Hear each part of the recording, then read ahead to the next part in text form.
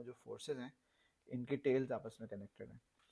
सो अब क्योंकि इनकी टेल्स आपस में कनेक्टेड हैं, हमें पता है कि वेक्टर एडिशन के दो केसेस होते हैं। तो when vectors are in parallel and when vectors are not in parallel.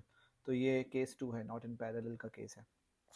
और इस केस में मैंने आपको बताया था कि प्रोसीजर क्या होता है कि जो आप कोई भी एक वेक्टर बना लो, जैसे अगर F1 बनाया हुआ है, या F1 या F2, तो अगर F2 है तो F1 को F2 के हेड से बनना चाहिए था, F2 के टेल से नहीं बनना चाहिए था। तो अगर F1 हेड से बना होता तो F1 इधर होता।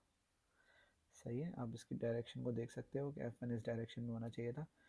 और अगर F1 इधर है तो रिजल्टेंट वेक्टर होना चाहिए from the tail of first to the head of the last vector. और इस हिसाब से अकॉर्डिंग टू प्रोसीजर हमारा जो ऑप्शन बन रहा है वो ऑप्शन डी है। सही है, वो ऑप्शन ए बी या सी नहीं है।